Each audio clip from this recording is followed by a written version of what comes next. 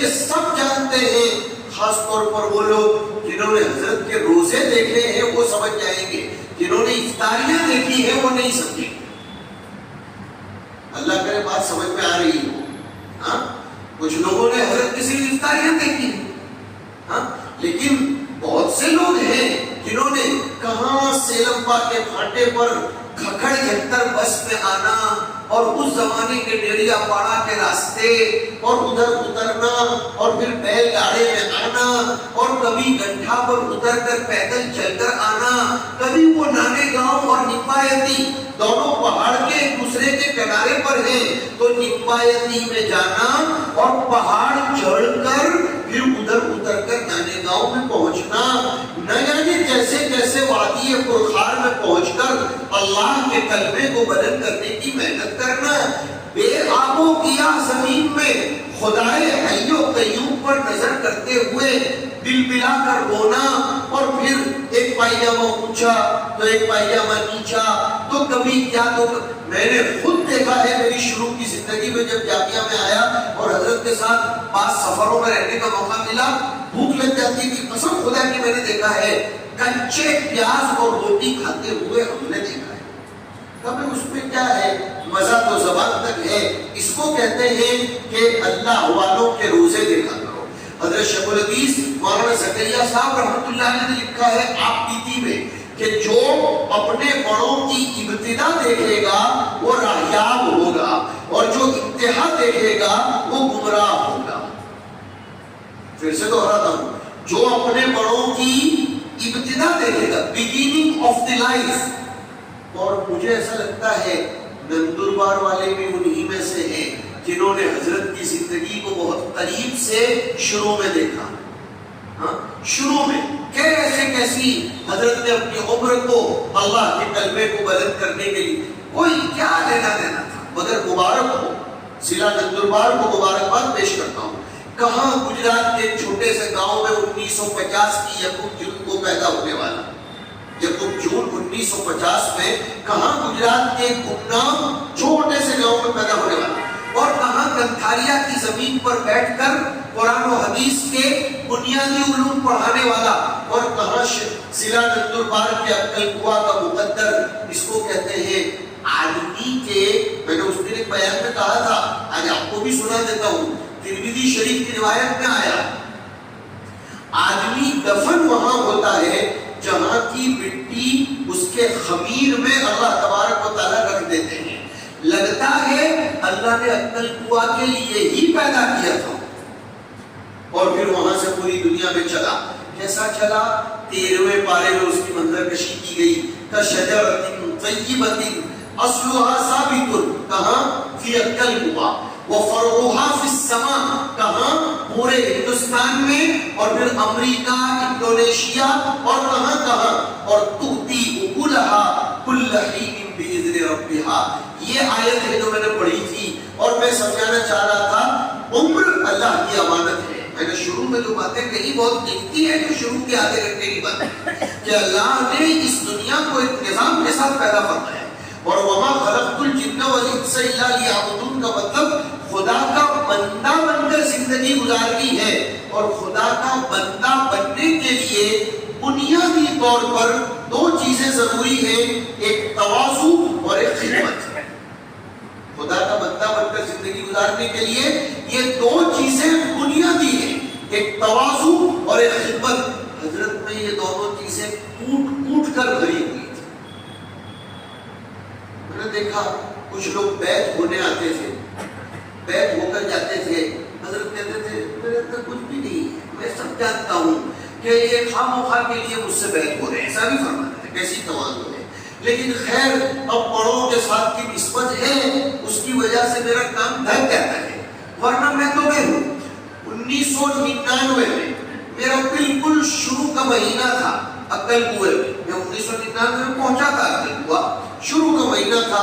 احمد آباد میں بہت بڑے مالدار نے اس زمانے میں، یہ 27 سال پہلے کی بات ہے، اس زمانے میں اعلیٰ ترین گھر بنانا اور احمد آباد جیسی سٹی میں کوئی آسان کام نہیں تھا۔ اب تو چھوٹے چھوٹے لوگ بھی بڑے بڑے گھر بنا رہے ہیں۔ جیسے یہ موبائل شروع میں نکلا تھا تو موبائل کسی کے ہاتھ میں ہونا اس کی مالداری کی علامت تھی، ہم لوگ جب چھوٹے چھوٹے تھے گاؤں میں کسی کے گھر پر فریز ہوتا تھا تو ہم سمجھتے تھے بہت بنتا ہے، اور ہم خود وہ لاری والے کے یہاں برف لینے جاتے تھے. وہ ایسا وہ موٹا کیلا رکھتا تھا، برف کی لاتی ہوتی تھی، اس کو یوں کر کے کھرچتا تھا اور توڑ کر 30 پیسے کا 1 کلو برف، 50 پیسے کا 2 کلو برف. ایسا آدمی کو اپنا ماضی بھولنا نہیں چاہیے، ہمیشہ ماضی یاد کرتے رہنا چاہیے. تو بات یہ چل رہی تھی، وہ احمد آباد میں حضرت سے ملنے والے ایک بڑی فیکٹری کے مالک، ابھی بھی وہ زندہ ہے، انہوں نے اعلیٰ ترین مکان بنایا تھا. اب اس کے یہاں دعا کرنے جانا تھا، حضرت نے مجھ کو ساتھ لے لیا. وہ سب بتا رہے تھے، حضرت یہ ایسا کمرہ، یہ ایسا ہال، یہ خدا کی قسم حضرت مجھے بار بار عربی میں فرما رہے تھے، ماں لنا ولی دنیا، ماں لنا ولی دنیا، ہمیں دنیا سے کیا لینا دینا، انما متاع الحیات الدنیا قلیل. حضرت اور میں نے دیکھا اس کا دل ٹوٹ نہ جائے اس لیے گجراتی میں نہیں بول رہے تھے، اور میری تربیت ہو اس لیے عربی میں بول رہے تھے. سمجھنے والوں کے گر کی چیز، اگر گجراتی میں بولتے کئی لیوانوں نظیمہ ہوں بنائے ہوں تو اس کا دل ٹوٹ جاتا، تو اس کا دل ٹوٹ جاتا. ہاں، اور مجھ کو اگر یہ بڑے تو دیکھو ان کی تربیت کے انداز، اگر مجھ کو یہ بولتے کیا زبردست مکان بنا دیکھو، تو میرے دل میں تو دنیا آباد ہو جاتی نا. میرے دل میں یہ بڑے ہوتے ہیں جو بیک وقت دونوں کام کر جاتے ہیں کہ چھوٹوں کی تربیت اور بڑوں کے کسی بھی معاملے پر کبھی نظر نہ کرنا. انگلینڈ میں ابھی 2 سال پہلے اخیر میں تشریف لے گئے، ایک مسجد میں تشریف لے گئے، صاحب بول دیا میں میرے جامعہ کا چندہ کرنے نہیں آیا ہوں تمہارے پاس، تمہاری مسجد کو تو میں نے عقل کو بیٹھ کر اتنے پیسے دلائے تھے. یہ شان استغنا ہوتی ہے. تو بات کر رہا تھا تواضع، آدمی کے اندر تواضع ہونی چاہیے. ہم لوگ آج کل جو مس بیلنس کر رہے ہیں اس کی وجہ یہ ہے ہم نے اپنے بھوتکال کو بھلا دیا ہے. یہ آج کے بیان میں یہ بھی سبق لیتے جاؤ. خود حضور اکرم صلی اللہ علیہ وسلم کو اللہ نے ماضی یاد دلایا ہے. الم یجدک یتیما فآوی ووجدک ضالا فہدی ووجدک عائلا فاغنی. جب انسان اپنا پاسٹ ٹینس یاد کرتا ہے تو پریزنٹ ٹینس میں آگے سے باہر نہیں ہوتا. صاف کہتے تھے، صاف بار بار بولتے تھے اثر کے بعد کے بیانوں میں طلباء کے سامنے، بھائی میرے پاس کچھ نہیں ہے، میں زید عمر بکر سے لیتا ہوں اور خالد اسماعیل ابراہیم کو دیتا ہوں. لیکن ایسے ہی لوگ ہوتے ہیں. تواضع ٹوٹ ٹوٹ کر بھری تھی، خدمت کا جذبہ بھی عجیب تھا. یہ سب حضرت کی بڑائیاں بیان کرنے کے لیے نہیں ہے، یہ ہماری زندگیوں میں لانے کے لیے ہے. اور میں نے دیکھا بڑے بڑے منسٹر منسٹری لینے کے لیے بھی حضرت کے دروازے پر کھڑے ہو جاتے تھے. جبکہ حضرت نے کبھی سرپنچ کا الیکشن بھی لڑا. یہ حال مولانا ابو الحسن ندوی رحمۃ اللہ علیہ کا بھی تھا. میری آنکھوں نے دیکھا ہے اور ان کانوں نے سنا. فلاح دارین کی مسجد میں مولانا ابو الحسن ندوی صاحب تشریف لائے تھے. اس زمانے میں راجیو گاندھی کی حکومت تھی اور جو لوگ 45-50 سال کی عمر کے وہ جانتے ہیں وہ شاہ بانو کیس بہت عروج پر چل رہا تھا، طلاق شدہ عورت کو نان نفقہ دلانے کا. تو راجیو گاندھی مولانا علی سے ملنے خود ندوۃ العلماء لکھنؤ کے مہمان خانے میں پہنچے تھے.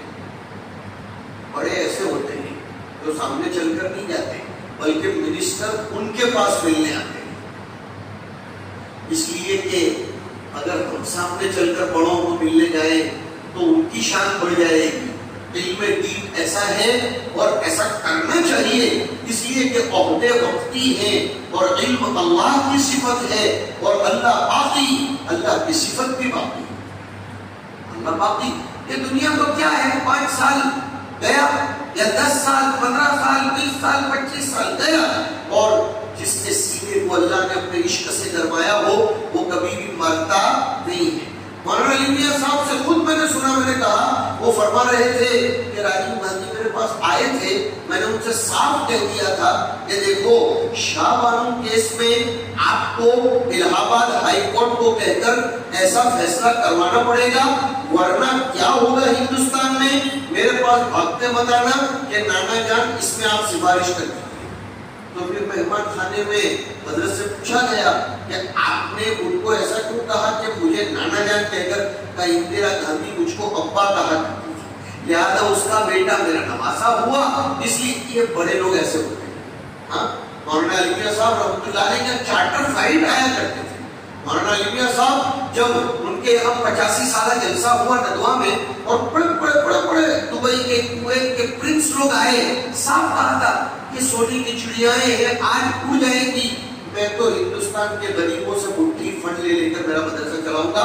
مولانا غلام صاحب کے مکاتب کا نظام قائم کرنے کی ایک وجہ یہ بھی تھی، مولانا خود فرمایا تھا کہ مکاتب کو جامعہ نے اپنی میدان کا محنت بنایا تاکہ چھوٹے چھوٹے دیہات بھی جامعہ کے ساتھ جڑے، اور ان چھوٹے چھوٹے دیہاتوں میں بھی ایک ایسا عزم آئے کہ بھئی ہم عقل ہوا کی شاخ امید سے بھرپور ہو جائیں، اور ہمارا دماغ بھی اس طرف رہے کہ صرف بڑوں کے پیچھے محنت نہیں کرنی ہے، زمینی سطح پر محنت کرنی ہے۔ پھر ہوا یہ اللہ تعالیٰ نے عربوں کو بھی ان کے سامنے جھکایا، عجم کو بھی جھکایا، ہیلی کاپٹروں کو بھی جھکایا، لیکن مولانا نے اپنی زبان سے کبھی اپنی بڑائی ہنکی ہو زندگی میں کبھی نہیں سنا گیا۔ اور ایک چیز جو خاص طور پر میں مارک کرتا تھا، حضرت کبھی یہ نہیں بولے میں نے اتنی مسجدیں بنوائی، میں نے یہ کیا، میں نے بھی نہیں بولے، ہم نے بھی نہیں بولے۔ جو جامعہ کے پرانے فضلاء ہیں وہ جانتے ہیں، کبھی ہمیشہ بولتے تھے جامعہ نے اتنا کام کیا، وہ ہمیشہ جامعہ کو مقدم رکھتے تھے، اور یہ فرماتے تھے ذالک فضل اللہ یؤتیہ من یشاء۔ کبھی بھی اپنا نام پڑا ہو اس کی انہوں نے زندگی میں فکر نہیں کی۔ ایک مشن لے کر چلے تھے، میں نے آیت پڑھی من المؤمنین رجال صدقوا ما عاهدوا اللہ علیہ، کہ مومنین میں سے کچھ لوگ ایسے ہیں جو خدا کے ساتھ کیے ہوئے وعدے کو پورا کر کے جاتے ہیں، اور کچھ ایسے ہیں جو وعدے کا ابھی انتظار کر رہے ہیں۔ تیسری چیز حضرت کے اندر جو تھی وہ استقامت تھی، کسی چیز کے اوپر جم جاتے تھے نا تو پھر کوئی کتنا بھی کنفیوز کرنے کی کوشش کرے حضرت نہیں ہوتے۔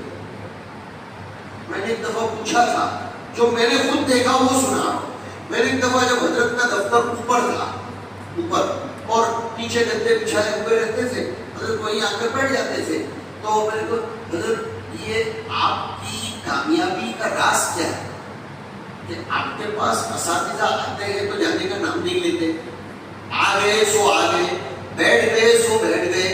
کیا اچھا جواب دیا، کہا میں کسی بھی استاذ کو رکھنے سے پہلے 100 دفعہ سوچتا ہوں، اور رکھنے کے بعد 0 مرتبہ بھی نہیں سوچتا۔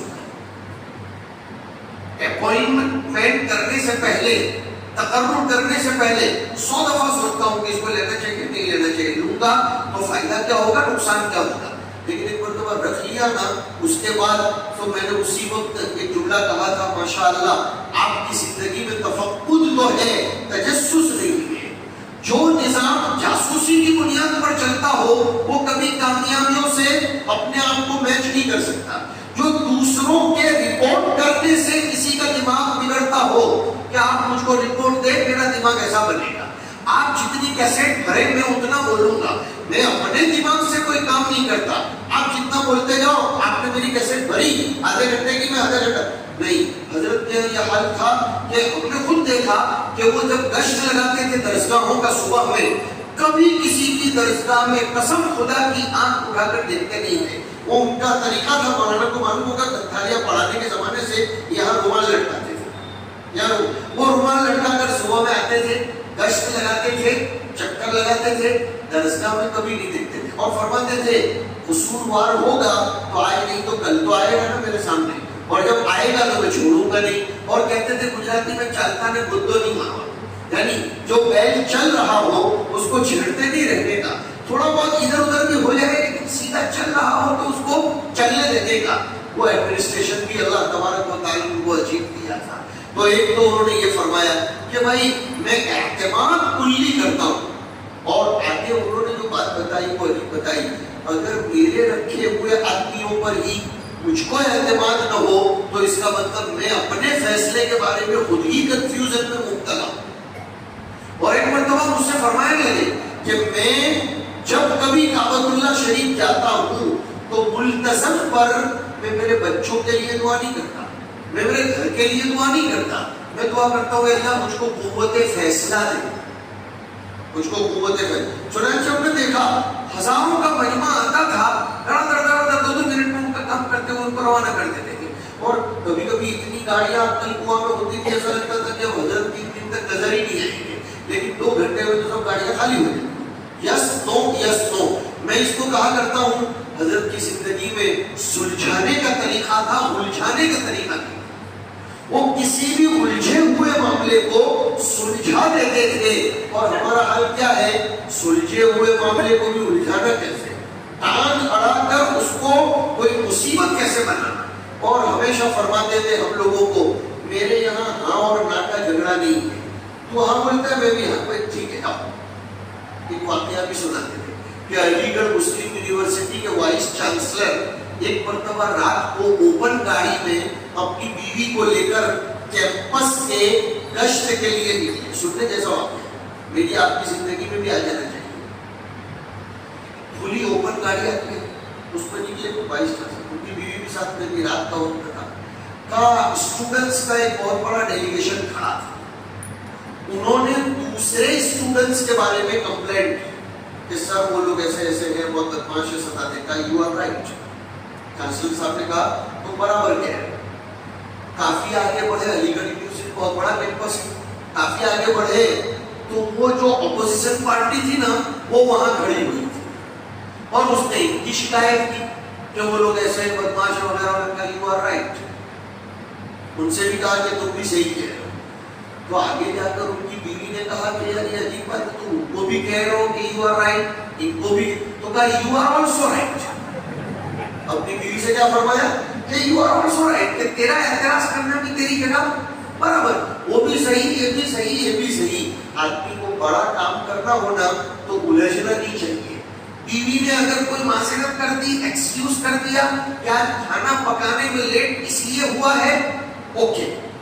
اب آپ اس کے ساتھ آرگیومنٹ کر رہے ہیں کہ نہیں، تو پھر وہ جواب دے گی. پھر آپ، اور خدا نخواستہ اگر گاڑی گرم ہو گئی تو پھر اوور فلو ہو جائے گا، معاملہ بگڑ جائے گا. حضرت کے یہاں یہ چیز تھی، سلجھایا کرتے تھے معاملات کو، بڑے بڑے لوگوں کے معاملات. اور عجیب زندگی تھی. ابھی آتے آتے میں راستے میں سوچ رہا تھا کہ وہ جملے نقل کر دوں پھر بات ختم کریں گے.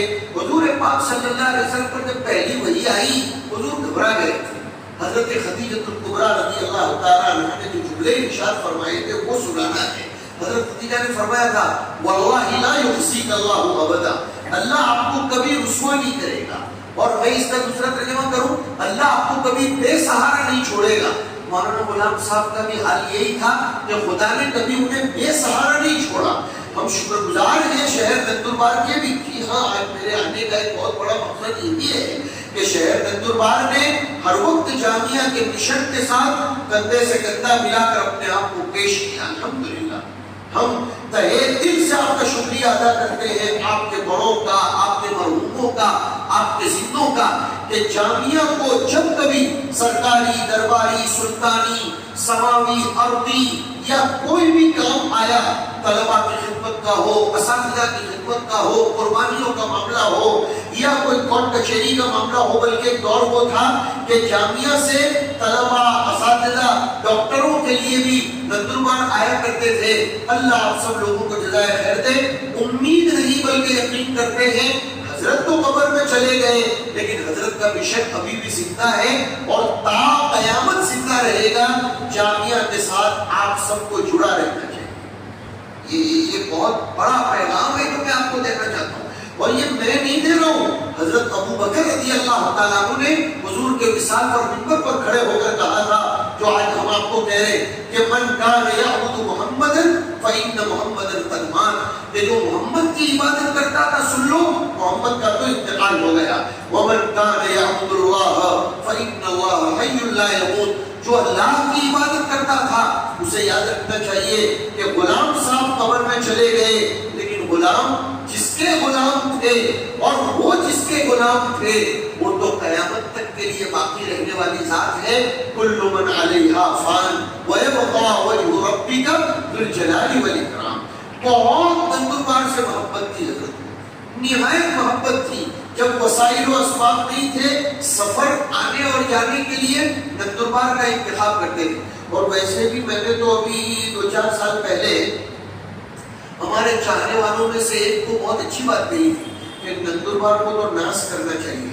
جب چھٹیاں ختم ہوتی ہیں نا اس وقت نئی تبی 8 سے 10 ہزار طلباء نندربار کی نگری میں اترتے ہیں اور فرشتے طلباء کے لیے پر بچھاتے ہیں. پتہ چلا کہ نندربار شہر میں فرشتوں کے پر بچھتے ہی رہتے ہیں ماشاءاللہ.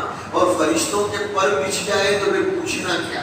بات چل رہی تھی کہ حضرت خدیجہ الکبریٰ نے کیا فرمایا کہ اللہ آپ کو کبھی بے سہارا نہیں چھوڑے گا. کیوں؟ انک لتصل الرحیم، آپ رشتہ داروں کا حق ادا کرتے ہیں. حضرت مولانا میں یہ خوبی بھی تھی کہ لاکھوں کام ان کے ساتھ لگے ہوں لیکن رشتوں کو نبھانا، اپنے بھائی بہنوں کی خبر پرسی کرنا، ان کو وقت دینا، ان کے دکھ درد میں بھلے 10 منٹ کے لیے بھی لیکن حاضری دینا اور ان کے گردوں کو سنبھالنا، یہ حضرت میں ٹوٹ کر بھرا ہوا تھا. انک لتصل الرحیم وتحمل الکل، کسی کا بوجھ برداشت کرنا، اس کی فکر کو اپنے اوپر لے لینا. وتکسب المعدوم، بیکاروں کو کام والا بنانا. یہ حضرت نے زندگی میں پہلے آئیڈیا بنا کر شروع کیا اور بار بار یہ فرماتے تھے کہ مولانا فاروق صاحب امت کی کامیابی کا راز 3 چیزوں میں ہے. حضرت یہ فرماتے تھے بار یہ میری زندگی کا خلاصہ ہی ہے. حضرت فرماتے تھے کہ امت کو 3 چیزوں میں لگا دو امت کامیاب ہوگی: تعلیم، تنظیم اور تجارت. کتنی اچھی بات فرماتے ہیں. ایجوکیشن، ایڈمنسٹریشن اور بزنس. اور فرماتے تھے مجھ کو سب سے زیادہ تکلیف کب ہوتی ہے جب کسی مسلمان نوجوان کو میں بیکار دیکھتا ہوں. کچھ کام کرو، بس کام پر لگانا.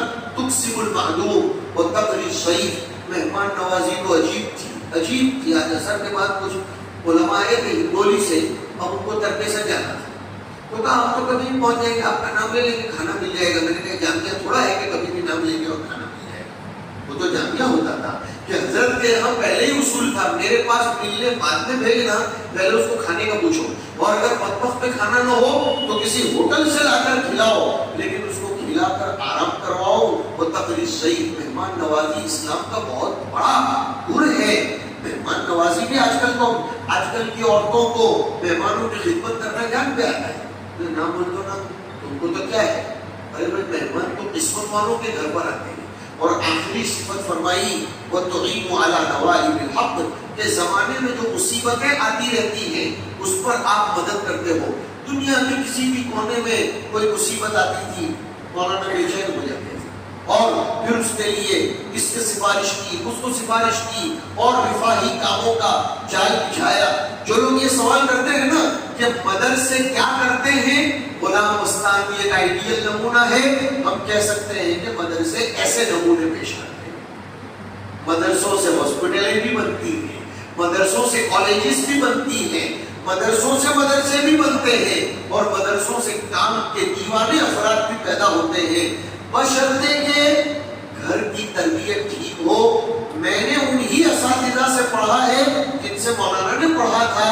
تو ہمارے اساتذہ کہا کرتے تھے غلام پڑھنے کی زندگی سے ہی خدمت کا جذبہ رکھتا تھا. بڑے اساتذہ فرماتے ہیں کہ مولانا غلام صاحب ہمیشہ ان کے والد صاحب کا بھینسوں کا کاروبار تھا، دودھ وغیرہ کا، تو جمعہ کو جاتے تھے کیمپ بھر بھر کے دودھ لاتے تھے ترکے سے اور بچوں کو پلاتے تھے.